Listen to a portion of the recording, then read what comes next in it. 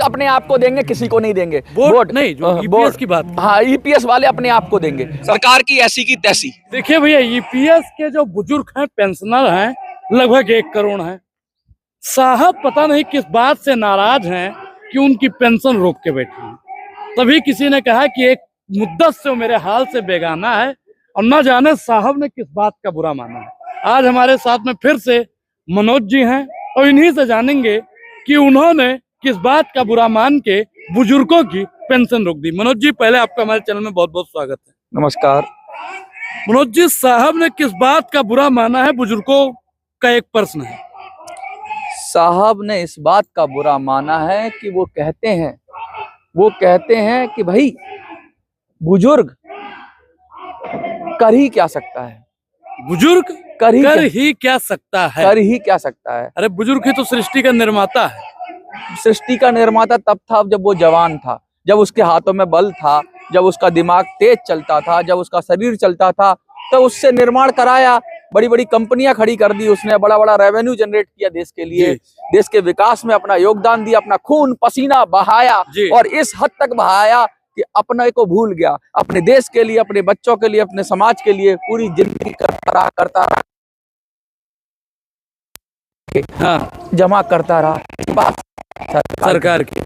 इसलिए कि जिस दिन मेरी बाजुएं कमजोर हो जाएंगी, जिस दिन मेरे पैर लड़खड़ाएंगे, जिस दिन मेरी आंखों से कम दिखाई देने लगेगा, जिस दिन मुझे सबसे ज्यादा उस चीज की जरूरत होगी, उस दिन मैं सरकार पे भरोसा करके वो मुझे पेंशन के रूप में वो मेरा धन मिलेगा। लेकिन क्या हुआ क्या मनोज जी, अमानत में खयानत हो गई। अमानत में खयानत, समझते हो ना? अमानत में खयानत अमानत के रूप में दिया था। सरकार ने वादा किया था कि तुमको सरकारी कर्मचारियों की तरह शानदार, जानदार, जबरदस्त, बेमिसाल पेंशन मिलेगी, तुम्हारी जिंदगी संवर जाएगी, तुम एकदम राजाओं की तरह जियोगे, तुम बेफिक्र जियोगे। लेकिन आज 800 रुपये, 1200 रुपये, 250 रुपया, 500 रुपया, राजा। अरे भिखारी भी नहीं छोड़ा, भिखारी भी दिन के 500, 700, 800, 1000 रुपया कमाता है, भिखारी भी नहीं छोड़ा। आप राजा की बात करते हो। कई पेंशन धारक कमेंट कर रहे थे कि भैया जो हमारा पैसा जमा हुआ उससे साहब ने हेलीकॉप्टर खरीद लिया। ये कहाँ तक सही है? ये आरोप है, प्रत्यारोप है, या क्या है? देखिए, ये बात तो सत्य है। इनडायरेक्ट जो पैसा ईपीएफओ के अंदर जमा है वो लाखों करोड़ों में है। लाखों करोड़ का मतलब समझते हो? 1 लाख करोड़, 2 लाख करोड़, ऐसे लाखों करोड़ में है। और इतना पैसा है जो अनक्लेम्ड है। बहुत सारा अनक्लेम्ड क्या होता है कि कोई व्यक्ति मर जाता है तो उसका पैसा कभी कभी ऐसा होता है कुछ लेने वाला नहीं होता, वो पेंशन ले ही नहीं पाता, वो पैसा गया, वो अनक्लेम्ड है। ऐसा भी पैसा है। दूसरा, कभी कभी ऐसा है कि लोग अपनी एड़ियां घिसते मर जाते हैं, कोई डॉक्यूमेंट में कमी हो, तब भी ईपीएफओ पैसा नहीं देता। ईपीएफओ के पैसा निकालने के लिए कुछ लोगों ने ईपीएफओ के ऑफिस में जाके सुसाइड तक कर रखा है। मतलब उसके बाद के ऑफिस में जाके वहां पे सुसाइड कर लिया। हाँ, ऐसा भी खबर आई बीच में। क्यों? क्योंकि इतना मुश्किल है सरकार की जबड़े में से पैसा निकालना, जैसे कि चील के घोंसले में से मांस ढूंढना, मतलब जैसे शेर के मुंह से मांस छीनना। तो सरकार, सांप बिच्छू का मंत्र ना आना और सांप के बिल में उंगली डाल देना। यस, लेकिन सरकार को पता होना चाहिए कि हर बिल में चूहा नहीं होता, किसी बिल में सांप भी होता है। और जब सांप डसता है ना तो चारों खाने चित हो जाते हैं। ये हर बिल में डाल के चूहा समझ के ये बुजुर्गों को चूहा समझ रहे हैं, ये बुजुर्गों को मच्छर समझ रहे हैं, मच्छर की तरह मसल देंगे, बुजुर्गों को चूहा समझ रहे हैं। लेकिन और ये हर बिल में हाथ डाल के चूहे की तरह बुजुर्ग को निकालते हैं, बुजुर्ग की आत्मा निकल जाती है, क्योंकि वो करे तो करे ही क्या। लेकिन अब एक लाइन में आप बताइए कि बुजुर्गों की लाठी को कमजोर कौन कर रहा है? एक लाइन में आप इसका जवाब दीजिए। बुजुर्गों को लाठी को कमजोर मैं किस पे आरोप लगाऊं? हमें तो अपनों ने लूटा, गैरों में कहाँ दम था, हमारी कश्ती वहां डूबी जहाँ पानी कम था। ऐसा कौन है जिसने नहीं किया? क्या कांग्रेस ने नहीं किया? कांग्रेस ने बराबर किया। उसके बाद बीजेपी आई। भैया हमें तो लगा 2014 के बाद, आपको लगा आज़ादी मिली क्या? 14 के बाद? हाँ, बहुत लोग कहते हैं आज़ादी मिल गई। बुजुर्गों को बेचारों को अभी तक पेंशन नहीं मिली। 2014 में 1000 बोला था, 11 लाख की चेतावनी दी बुजुर्गों ने। 11 लाख के करीब हम लोगों ने पत्र भेजे कि भैया नहीं मिल रहा है, 1000 भी नहीं मिल रहा है। संसद में खड़े होकर प्रधानमंत्री जी, मंत्री जी सब कहते हैं, बड़े बड़े लोग कहते हैं कि 1000 हमने दे दिया पेंशन। मिनिमम पेंशन 1000 भी नहीं मिल रहा है। बहुत लोगों को, लाखों लोगों को 1000 नहीं मिल रहा। उन्होंने अपना सबूत भेजे, कोई नहीं सुन रहा है। अंधेर नगरी चौपट राजा टके शेर भाजी, हाँ। टके शेर खाजा। हाँ, यही हो रहा है। अब और दूसरी बात बताओ, देखिए ये सब तो दर्द की बात है, मुझे लगता है कि इससे आगे बढ़ना पड़ेगा हमें। बुजुर्गों का दर्द सुनने वाला कोई बचा नहीं है। मैंने कहा अब देखिए इतना रोए, इतना मैं हल्का सा वृद्धाश्रम पे जाऊंगा, हाँ, अनाथ आश्रम पे जाऊंगा। क्या यही कारण है? देखिए समाज की बहुत सारी बुराइयां हैं, समाज में बहुत सारी कुरीतियां हैं, समाज में नैतिक पतन हो रहा है, आदमी सेल्फिश हो रहा है, इसीलिए तो पेंशन की ज़रूरत है। जब बच्चा पे हाथ छोड़ दे, बच्चा साथ छोड़ दे, बेटी साथ छोड़ दे, बेटा साथ छोड़ दे, परिवार साथ छोड़ दे, तब तो पेंशन एक वो होता है ना, कहता है सबसे बड़ा बेटा पैसा होता है आपका। एक बेटा वो होता है जो आपकी सेवा करता है, दूसरा बेटा पैसा भी होता है जो सेवा करवाता है। या पैसा होगा तो आप बहुत सारी ज़रूरतें अपनी पूरी कर सकते हो, वो चाहे मेडिकल की ज़रूरतें हैं, अपने बिल्स हैं, अपना खाने पीने का हिसाब है। पैसा कहते हैं अपने आप में बड़ा बेटा है और सबसे बड़ा बेटा पैसा है। और लोग तो कहते हैं बाप बड़ा ना भैया, सबसे बड़ा रुपया। लेकिन सबसे बड़ा रुपया कहने का मतलब ये नहीं कि अलग हो जाए।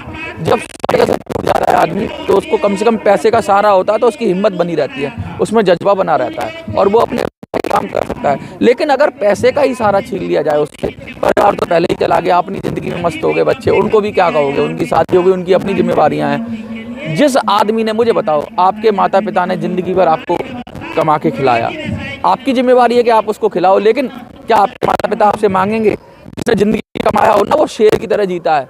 इन बुजुर्गों के बच्चे, मैं कहता हूँ, सशक्त हों, मजबूत हों, लेकिन कभी ये उनको अपना दुख नहीं बताएंगे, कभी उनसे मांगेंगे नहीं। क्यों? क्योंकि ये इन्होंने उनको दिया है यार ज़िंदगी भर। अब उनके सामने हाथ फैलाएंगे, ये तो अब पेंशन का मांग रहे हैं, ये कोई भीख थोड़ी ना मांग रहे हैं, ये तो अपना कंट्रीब्यूशन मांग रहे हैं। इनके साथ हुई है चीटिंग, इनके साथ इनको ठगा गया है, सरकार ने ठगा है, इनके नेताओं ने ठगा है। पिछली वीडियो में हमने नेताओं की पोल खोली कि किस तरीके से दिल्ली में आंदोलन था, दिल्ली के अंदर आंदोलन था और उस आंदोलन को पोस्टपोन कर दिया गया।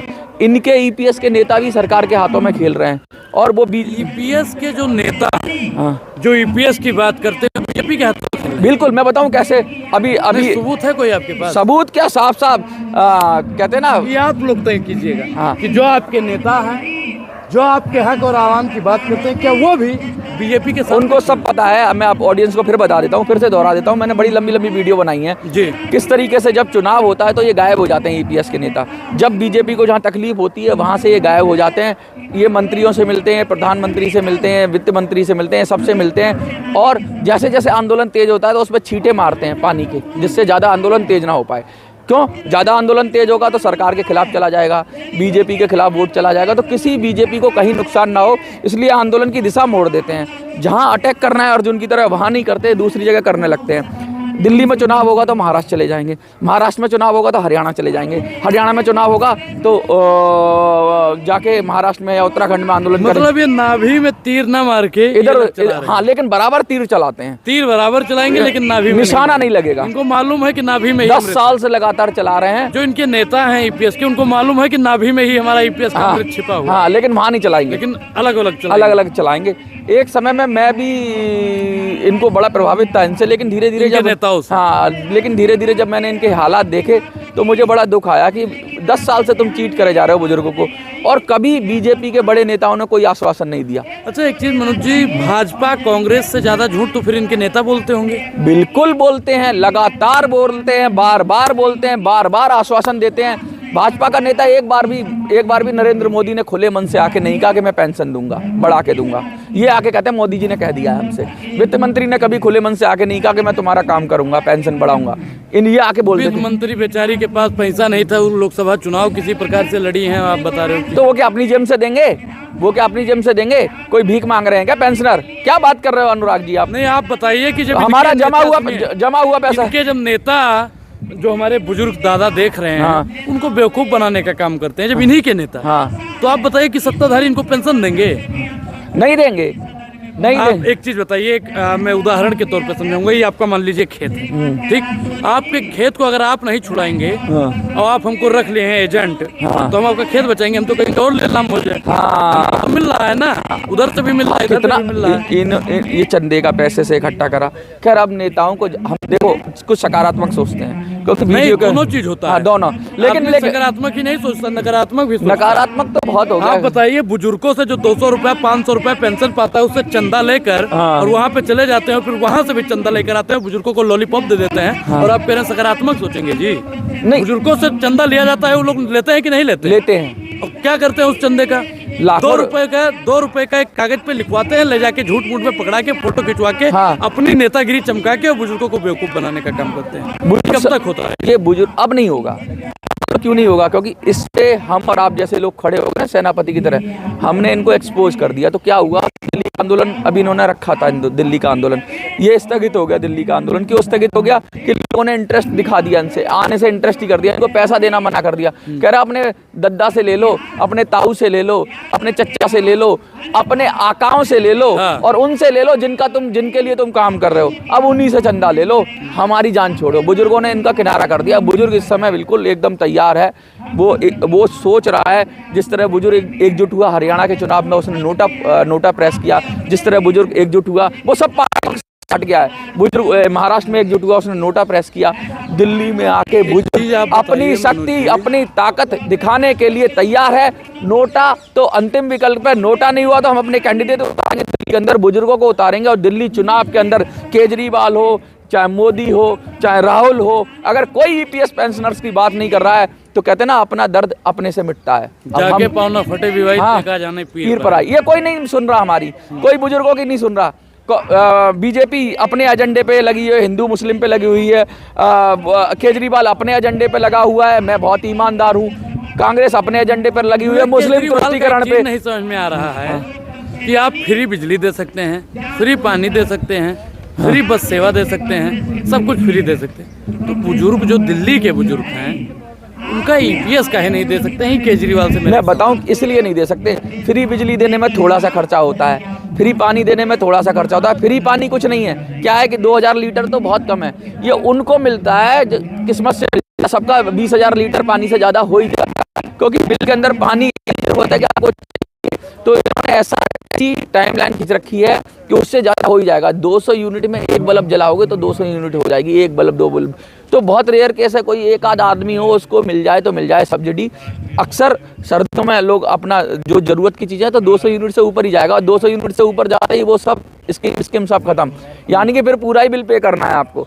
ऐसे ही पानी के अंदर है, पूरा बिल पे करना है। और बहुत सारी चीज़ें ऐसी हैं कि मतलब इसमें दिखने में तो अच्छी लगती हैं दूर से कि कुछ दे रहा है, लेकिन वो मोटी बात उसमें देखा जाए तो उसमें बहुत कम खर्चा होता है। इससे ज़्यादा बजट 400 करोड़ का तो पिछले साल केजरीवाल ने अपने प्रचार में दिया। 400 करोड़ अखबारों में, इसमें अगर 400 करोड़ अखबारों में दे सकते, लोग कह रहे हैं लाखों रुपए का पर्दा लगा रहे हैं वो। हाँ, केजरीवाल जी ने अभी बुजुर्गों की बात की, देखो कितना बड़ा चीट किया उन्होंने। हमने 5 दिन की चेतावनी देती है, अब हम आंदोलन करेंगे जंतर मंतर पे। 5 दिन हमारा पूरा होने वाला, पूरा हो गया, कल ही हो गया पूरा। साहब का भी दिन पूरा होने वाला है। उनका भी दिन पूरा होने वाला।